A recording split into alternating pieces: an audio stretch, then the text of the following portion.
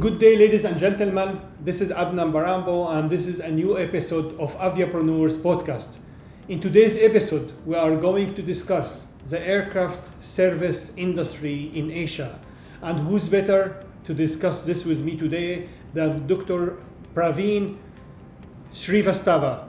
Good morning, Doctor. Thank you for joining me today. Good afternoon to you, Adnan. Thank you very much. So Dr. Praveen is an aviapreneur from India.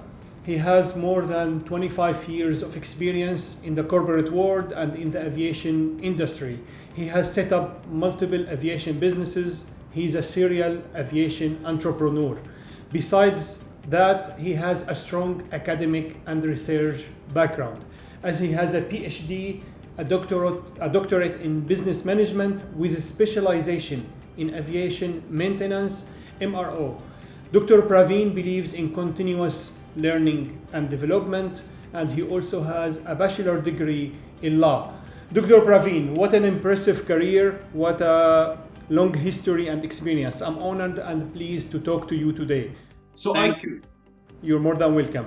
So Dr. Praveen, you have set up 4 aircraft interior shops in Asia and in the Middle East. This is not an easy job. This is a very hard work and a very long hours and dedication. How did you enter the area of aircraft maintenance and aircraft interiors? So thank you for giving me an opportunity to put across my thoughts, Adnan, and thanks for my wonderful introduction. I got into aviation by chance. It was not planned. So at some point in time, I realized that aviation fascinates me. And while I was 5 years or 10 years down my career path, I realized this. And it all began with me getting in touch with an OEM who was looking for some representation in India. So I started representing that OEM. It was from the US. And I started selling seats, so aircraft seats. And I was fortunate that I could close some very large deals and launch their seats in India and also in the Middle East. And we could capture more than 50% of the market share. That's almost a monopolistic market. In the commercial, 50% including the commercial aviation? Yes, we are talking of commercial. That's amazing. Especially in India. I'm talking of India was more than 50%. And all the new aircraft which were coming in came with those seats. And especially that was the time when low-cost carriers were just making their inroads and entry into the aviation industry. So it began with that. And slowly when we sold seats, people wanted after-market support for the seats. And thus they started approaching us, can you repair the seats? And that's how we got into that business. And when we started repairing the commercial airlines seats, the business jet owners started approaching us and said, can you also repair for us? And there weren't many repair shops in this region. Most of them were located in the US or in the Europe. So for the minor repairs, the aircraft can't fly for so long and a large distance. So that is how my entry into the aircraft interior industry. And today I have established myself as an aircraft interior expert, providing not only products and services, but also application solutions. Very interesting. Actually, many of my guests here in this podcast confirmed that they entered the aviation industry by chance, not by plan. But this is the nature of entrepreneurship. You see an opportunity, you discover that you have a passion for that problem to be solved, and you pursue that opportunity. And this is what you did. So currently, your current business is Aerochamp Aviation. So this business is specializing currently in the interior or in the maintenance of the aircraft? So we have 3 verticals in this business. We do specialize into aircraft interiors, and that's I'm passionate about. That's my passion, and that's my core business because I carry an expertise on that. But other than that, we are also into maintenance support. So we help customers realize the actual cost of maintenance.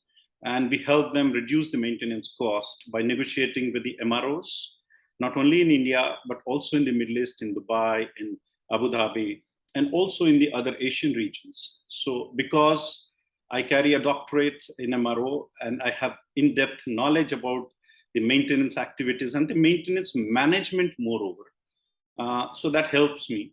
And the third vertical is design and fabrication. So what we realized is, why should we limit ourselves only to maintenance or repair? Can we produce something? And while the whole of the production or the manufacturing industry is located in the West, that is in the US and Europe, I started with very small, focusing on some carpet manufacturing, some plastic manufacturing, and slowly we have developed a team. Currently, we have a large team of designers who can design any sophisticated aircraft system. We are working on aircraft seats. We are working on several other components, which obviously I may not like to share here, but we're working on many of the other aircraft components. So these are the three verticals that we have currently in our aircraft, Aerochamp Aviation. And do you manufacture these components in India itself? Yes, we manufacture. We are supporting some of the airlines here in India. We are supporting some of the airlines in the Middle East and also in the other Asian regions. Amazing. And other than Aerochamp Aviation, is the aircraft interior industry developed in the Asian in Asia and the Middle East regions? I think I have seen a growth in the aircraft interior industry only for last 15 years.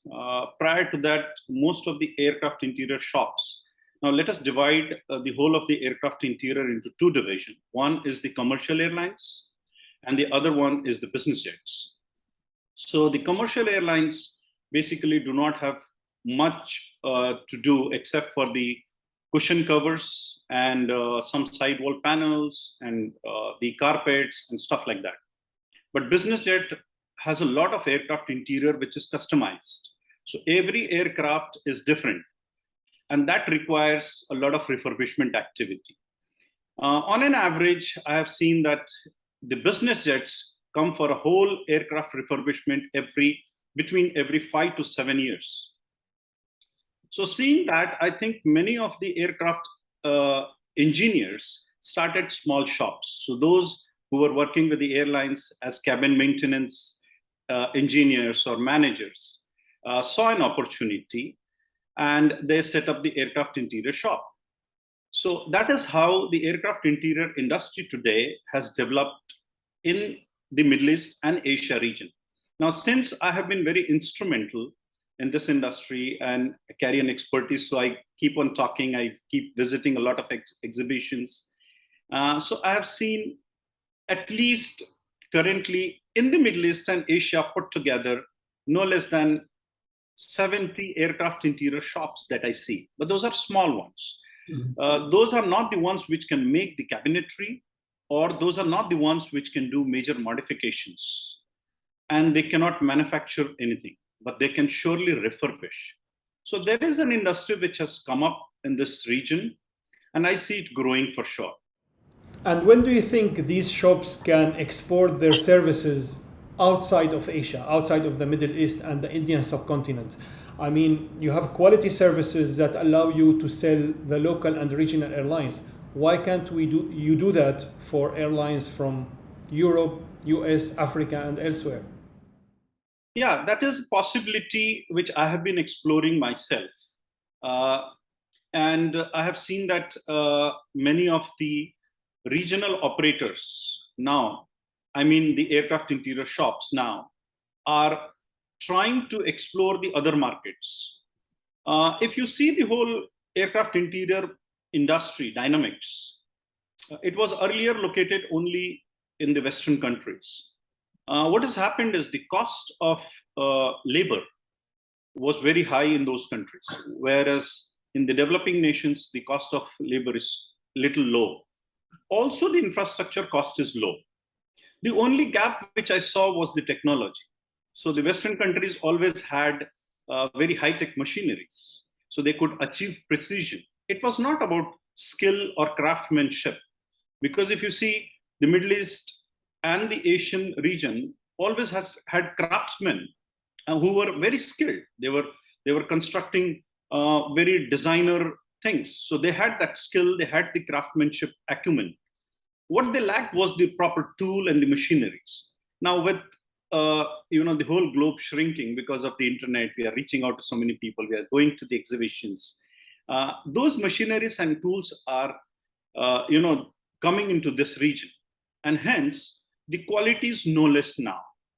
So what India produces and what somebody else in the Europe produces probably could be of the same quality, or somebody who produces, suppose, the cushion covers or the seat covers in Dubai is almost the same as what you produce there in any of the European countries, say Austria or Switzerland or even Italy. So now, if you compare the cost and vis-a-vis the quality, I think more and more of the aircraft interior shops now are trying to explore other countries' market as well. Very interesting. But as the high technology is focused in the West, I'm sure this means there are some challenges for your business and all the other aircraft interior businesses located here in the region. What are the main challenges and how do you overcome them? So the main challenge currently is the aircraft interior material. It's not about executing the project. It's about getting the material on time.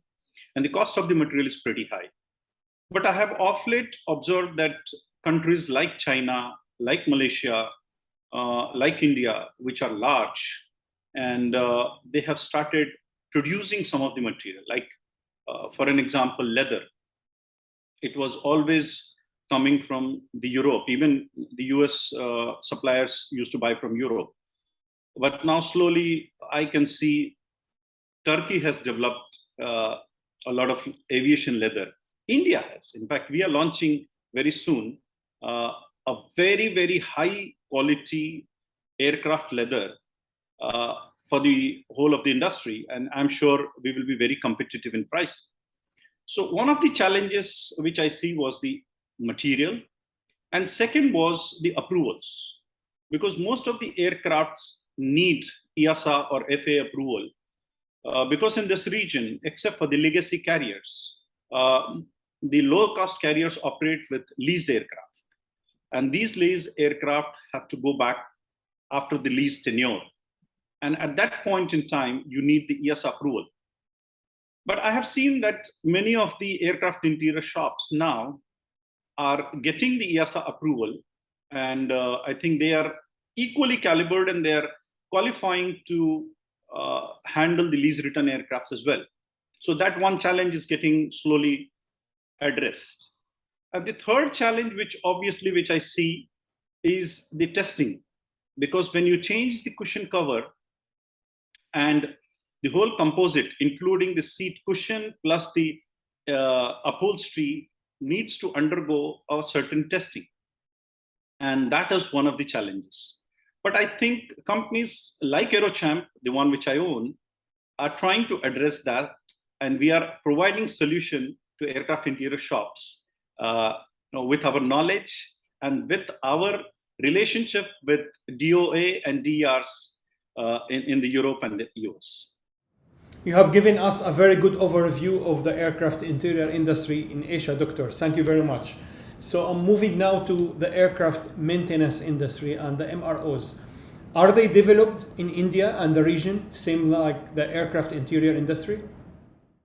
I have again seen a growth in aircraft maintenance in last 15 years. I've been a part of this industry and I specialize into that. So I go deeper into doing research and talking to a lot of MROs as and when I get opportunity.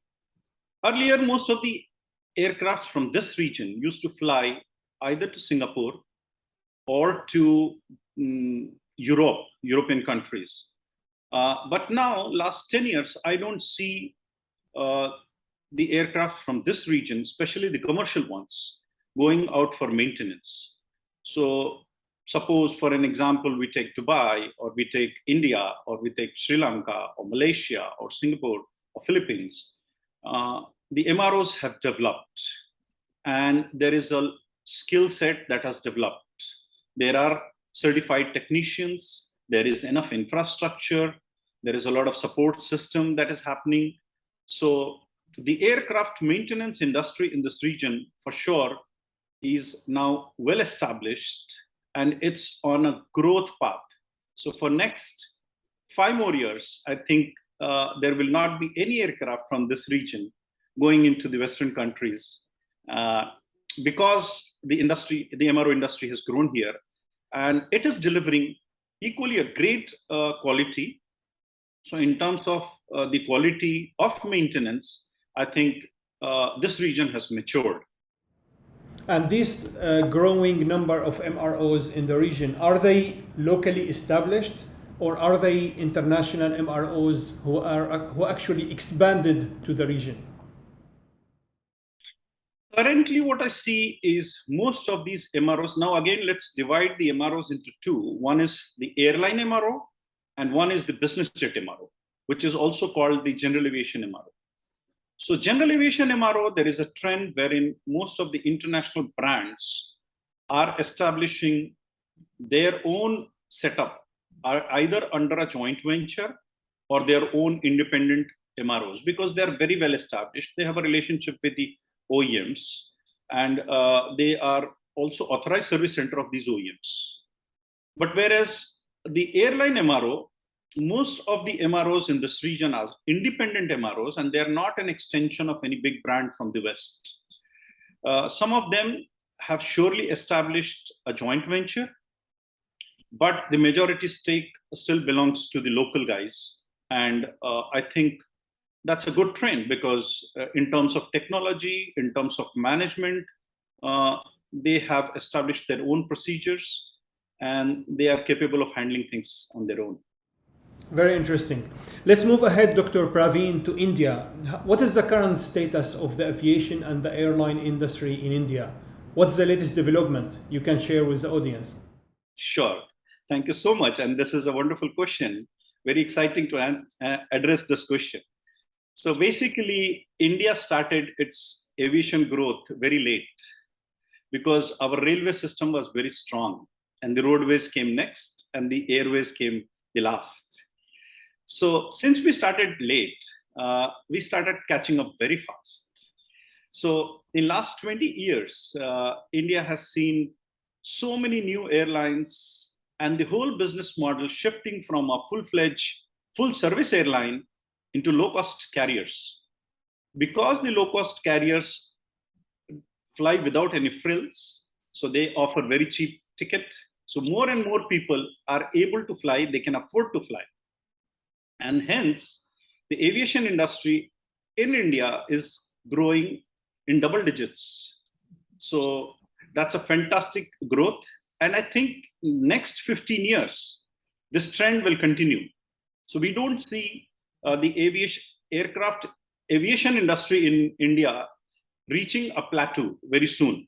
So for next 15 years, I'm very optimistic and I'm sure we will be able to. Currently also, we are the largest aviation market. And I think in next 15 years, India will continue to grow at a very high growth rate. I'm sure of that. It's actually one of the fastest growing aviation markets by all the research and the statistics by all the global manufacturers of aircraft. So I fully agree with you. True. Doctor, I'm really enjoying talking to you. And talking to you, I feel I'm talking to a professional who's very well organized, very systematic. And I'm sure this has something to do with your educational and academic background.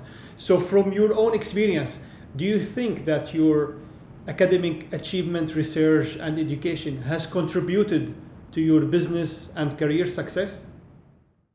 Yeah, sure. Academics, actually, when you are educated, you understand things in a different perspective. So your learning curve shortens. What a person may take 2 years to learn, another person with educational background may learn it a little quicker. I don't say that's a thumb rule, but yes, the education does help in learning things and understanding things a little faster. So my education has surely helped me. I'm an MBA from one of the premium institutions here in India and a PhD in aircraft maintenance, MRO. So that has surely helped me understand the industry, the market, and how does that industry operate. So yes, my education has helped me understand things much better than otherwise it would have taken me a longer time. Definitely, yes, I agree with you. But at the same time, I have seen in many cases that education, definitely self-education is very important. And any entrepreneur, any successful businessman, or any successful professional must continue to self-educate themselves. However, I have seen cases where formal academic education has contributed to the entrepreneur being less successful, because from my own experience, when someone gets a PhD or a very high postgraduate education, they cannot fail. This person have been successful for a long time. And entrepreneurship by nature requires certain aspect of potential of failure. So the academic professional cannot accept to fail. So I completely agree with you. I completely agree with you, Adnan. So the risk-taking appetite of an educated person becomes less. Yes. And what you say is absolutely right, because I like how you said it. It's very professional and very academic. yes, and because when you get educated, you have a fear of failing. So you look at your friends, you look at the society, and you say, "Hey, you can't afford to fail because people have a lot of expectations." Whereas in entrepreneurship, as you rightly have said, it's all about taking risk. And it's all about your capability to handle failures. So as an entrepreneur, I have also not been successful in one stroke. I failed several times. I failed miserably. I have lost money, but then I have learned. But yes, my education helped me. I'm talking as an individual. It may be an absolutely isolated case wherein not many entrepreneurs are very highly educated. But it depends upon case to case. My education has helped me, but that's not a thumb rule, as I said. To be a successful person in business, you don't need to be educated. So that's the bottom line, basically. Yeah, you don't need to be officially or academically educated, but you need to be continuously educating yourself, because the markets and the business environment are changing. And if we don't continue self-educating ourselves, we will lag behind, definitely. So I will put it a little differently. So there are two components. One is knowledge, acquiring knowledge, and one is the formal education. So you don't need to be formally educated to acquire knowledge. You can acquire knowledge by doing things, or usually entrepreneurs are very quick learners, and that's one of the qualities of an entrepreneur. If you're not learning faster than your employees, then you can't be an entrepreneur. So for me, I spend at least 3 hours every day. When my family, my kids go to sleep, I take my iPad, I go and watch YouTube videos. I learn a lot of things. So I spend 3 hours every day in my self-learning. So I have to be quicker, I have to be faster in learning than compared to my other employees who work for me. And only then, I will continue to be the boss of my organization and continue to impart them knowledge. Amazing, Dr. Praveen. Hats off. I have high respect for your continuous passion for learning and development and knowledge. Dr. Praveen, before we finish this podcast, I'm sure the audience would love to hear your advice of what they should do to achieve a success like the one you did in both academia and the business world, and to be able to follow your path of being a serial entrepreneur who can establish 1, 2, 3, and even more 4 businesses and have them all successful. What do you advise them to do to follow that path and achieve the same results? So one thing which most of the motivational speakers and mentors always keep saying, I will repeat the same: you need to be passionate about whatever dream you have. Because if you dream to be successful, and success is not achieving financial goals. Yes, financial goals are equally important, but It is about creating an enterprise, creating a large company. So if you're passionate about doing that, then you need to devote yourself, spend time learning every skill, every knowledge that you need to acquire. And if you can do that, put all of them together. The second component which I would advise is the risk-taking appetite. You can't get disheartened. You can't get disheartened by your temporary failures. Entrepreneurs do not have a choice, because for an employee, if he fails in one employment, he can always shift his job, go to another one. But what will the entrepreneur do if he fails? He can't go to the market looking for a job, and he can't immediately start another business because he'll be financially ruined. So for an entrepreneur, it is very important to have a risk appetite, but calculate the risk, mitigate the risk, do all your calculations well when you jump into any business. So these are the two important qualities and advice that I would give to any entrepreneurs, or to any entrepreneur, who wants to jump into business and start his own enterprise. Thank you so much, Dr. Praveen. It's very valuable advice and recommendation. I appreciate your experience and the knowledge and the overview of the Asian aircraft service industry you have shared with us. Thank you very much. Appreciate. Thank you so much. And it was a pleasure talking to you, Adnan. I hope my knowledge and whatever I have shared will help your viewers. And I would look forward to meeting some of the viewers. And I'm sure many of them will turn entrepreneur. Good luck to them. Thank you so much, Adnan. I'm sure of the same, Doctor. Thank you very much. Thank you to all the Aviapreneurs who joined us today and who are watching this interesting talk with Dr. Praveen. I look forward to seeing you again next week with another episode and another amazing Aviapreneur from somewhere of this very big and interesting aviation world. Have a great day.